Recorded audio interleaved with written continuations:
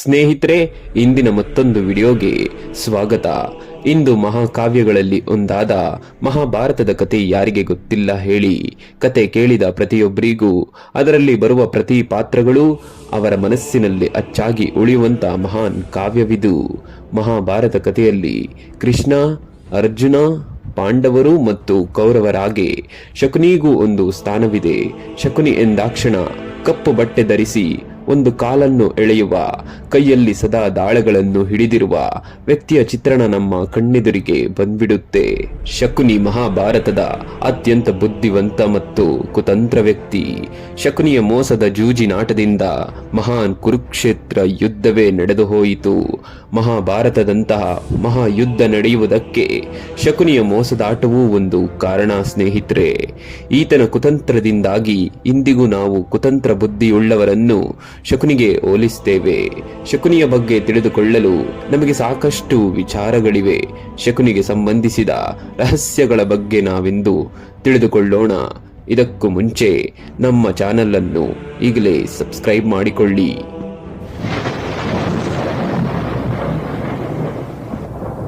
ಪ್ರತಿ ಸಲ ಮಹಾಭಾರತ ಕಥೆಯನ್ನು ಕೇಳುವಾಗ ಅನೇಕ ಸಂಗತಿಗಳು ರಹಸ್ಯದಂತೆ ತೋರುತ್ತವೆ.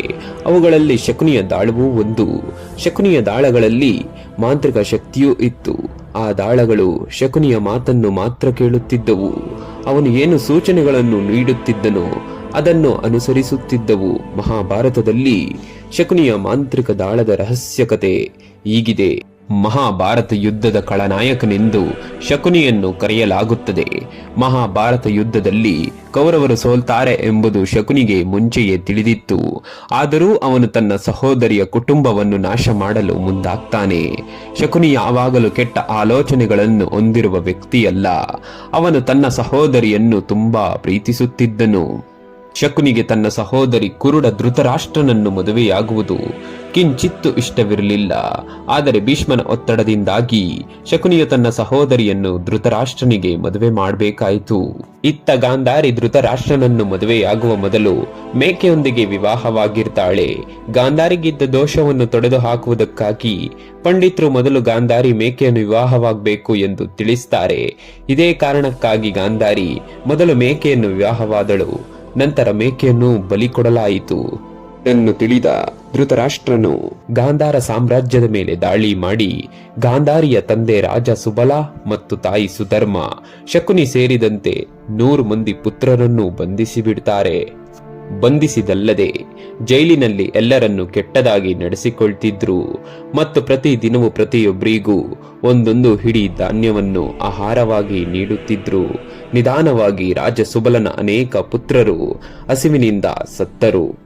ರಾಜ ಸುಬಲನು ಕುರು ವಂಶದ ಮೇಲೆ ಸೇಡು ತೀರಿಸಿಕೊಳ್ಳಲು ತನ್ನ ಪುತ್ರರಲ್ಲಿ ಬುದ್ಧಿವಂತ ಮತ್ತು ಕುತಂತ್ರಿಯಾದ ಶಕುನಿಯನ್ನು ಉಳಿಸಲು ನಿರ್ಧರಿಸುತ್ತಾನೆ ಮತ್ತು ಅವನು ಪ್ರತೀಕಾರಕ್ಕೆ ಅವನನ್ನು ಸಿದ್ಧಪಡಿಸುತ್ತಾನೆ. ಜೈಲಿನಲ್ಲಿದ್ದ ಪ್ರತಿಯೊಬ್ಬರೂ ಶಕುನಿಗೆ ತಮ್ಮ ಆಹಾರವನ್ನು ನೀಡಲು ಪ್ರಾರಂಭಿಸುತ್ತಾರೆ. ಇದರಿಂದ ಶಕುನಿ ಬದುಕುಳಿದು ತನ್ನ ಕುಟುಂಬದ ಪ್ರತಿಯೊಬ್ಬರ ಸಾವನ್ನು ತಾನೇ ಸ್ವತಃ ನೋಡುವಂತಾಯಿತು. ಮರಣದ ಮೊದಲು ರಾಜ ಸುಬಲನು ಶಕುನಿಯನ್ನು ಬಿಡುಗಡೆ ಮಾಡುವಂತೆ ಧೃತರಾಷ್ಟ್ರನನ್ನು ವಿನಂತಿಸಿದನು. ಅದಕ್ಕೆ ಧೃತರಾಷ್ಟ್ರನು ಒಪ್ಪಿಕೊಳ್ಳುತ್ತಾನೆ. ಅರಮನೆಯ ಐಷಾರಾಮಿ ಜೀವನದಿಂದ ಶಕುನಿ ತನ್ನ ಕುಟುಂಬಕ್ಕಾದ ಅವಮಾನವನ್ನು ಮರೆಯಬಹುದೆನ್ನುವ ಕಾರಣಕ್ಕೆ ಅವನ ಕಾಲನ್ನೂ ಸಹ ಮುರಿದು ಬಿಡ್ತಾನೆ. ಈ ಕಾರಣಕ್ಕಾಗಿ ಅವನು ಕುರು ವಂಶದ ಮೇಲೆ ಸೇಡು ತೀರಿಸಿಕೊಳ್ಳಲು ಶಕುನಿಯು ತಂತ್ರವಿದ್ಯೆಯಲ್ಲಿ ಪರಿಣಿತನಾಗಿದ್ದನು. ತನ್ನ ಮಾತು ಕೇಳುವ, ಸೂಚನೆ ಪಾಲಿಸುವ ಮತ್ತು ಅವನ ಹಾವಭಾವದಿಂದ ನಿಯಂತ್ರಿಸಲ್ಪಡುವಂತಹ ದಾಳಗಳನ್ನು ಅವನು ತಾನೇ ಸ್ವತಃ ರಚಿಸಿದ್ದನು. ಆ ಮಾಂತ್ರಿಕ ದಾಳಗಳನ್ನು ತಯಾರಿಸುವಾಗ ದುಷ್ಟಶಕ್ತಿಗಳ ಪ್ರಭಾವ ಅದರಲ್ಲಿರಲೆಂದು ಶಕುನಿಯು ಮಾನವನ ಬೆರಳುಗಳನ್ನು ಬಳಸಿದನು ಎಂದು ಹೇಳಲಾಗುತ್ತೆ. ಹಾಗಾಗಿ ಆ ದಾಳಗಳು ಶಕುನಿಯ ಸೂಚನೆಗಳನ್ನು ಪಾಲಿಸುತ್ತಿದ್ದವು. ಮಹಾಭಾರತ ಯುದ್ಧದಲ್ಲಿ ಶಕುನಿಯು ಪಾಂಡವ ಪುತ್ರರನ್ನು ಮತ್ತು ಕೌರವರಿಬ್ಬರನ್ನು ದ್ವೇಷಿಸುತ್ತಿದ್ದನು. ಪಾಂಡವರು ಶಕುನಿಗೆ ಆಗಾಗ ಸಮಸ್ಯೆಗಳನ್ನು ನೀಡುತ್ತಿರ್ತಾರೆ. ಶಕುನಿಯು ಪಾಂಡವರಿಂದ ಅನೇಕ ಬಾರಿ ಸಮಸ್ಯೆಗಳಿಗೆ ಒಳಗಾಗಿದ್ದನು. ಶಕುನಿಯು ಕುಂಟನಾಗಿದ್ದರಿಂದ ಅವನ ಕಾಲಿನ ವಿಷಯವನ್ನು ತೆಗೆದುಕೊಂಡು ಪಾಂಡವರು ಅನೇಕ ಬಾರಿ ಅವನಿಗೆ ಅವಮಾನ ಮಾಡಿರ್ತಾರೆ. ಮಹಾಭಾರತ ಯುದ್ಧದ ನಂತರ ಶ್ರೀಕೃಷ್ಣನು ಭೀಮನನ್ನು ಕರೆದು, ಈ ದಾಳಗಳಿಂದ ಇಂತಹ ದೊಡ್ಡ ಮಹಾಯುದ್ಧವು ಸಂಭವಿಸಿದೆ, ಆದ್ರಿಂದ ಭವಿಷ್ಯದಲ್ಲಿ ಇದು ಮತ್ತೆ ಸಂಭವಿಸಬಹುದು. ಈ ದಾಳಗಳು ಯಾರಿಗೂ ಸಿಗದಂತೆ ನೀವು ಅವುಗಳನ್ನು ನಾಶಪಡಿಸಬೇಕು ಎಂದು ಹೇಳಿರ್ತಾನೆ. ಭೀಮನು ಅಲ್ಲಿಂದ ಹೊರಡುವ ಆತುರದಲ್ಲಿ ಕೃಷ್ಣನ ಅರ್ಧದಷ್ಟು ಮಾತುಗಳನ್ನು ಮಾತ್ರ ಕೇಳಿಸಿಕೊಂಡನು. ಸ್ವಲ್ಪ ದೂರ ಹೋದ ನಂತರ ಆ ದಾಳಗಳನ್ನು ದೊಡ್ಡ ನದಿಯಲ್ಲಿ ಎಸೆದು ಉರುಳುತ್ತಿರುವ ಆ ದಾಳಗಳು ಯಾರದೋ ಕೈಗೆ ಸಿಕ್ಕಿ ಮತ್ತೆ ಜೂಜು ಶುರುವಾಗಿ ಮಾನವನ ವಿನಾಶಕ್ಕೆ ಕಾರಣವಾಗುತ್ತೆ. ಕೊನೆಗೂ ಶ್ರೀಕೃಷ್ಣ ಹೇಳಿದಂತೆ ಆಯಿತು. ದಾಳಗಳು ಶ್ರೀ ಸಾಮಾನ್ಯನ ಕೈಗೆ ಸಿಕ್ಕಿ ಬಿದ್ದ ಪರಿಣಾಮ ಜೂಜು ಇಂದಿಗೂ ಸಮಾಜದಲ್ಲಿ ಒಂದಲ್ಲ ಒಂದು ರೂಪದಲ್ಲಿ ಚಾಲ್ತಿಯಲ್ಲಿದೆ. ಧನ್ಯವಾದಗಳು. ಜೈ ಕರ್ನಾಟಕ.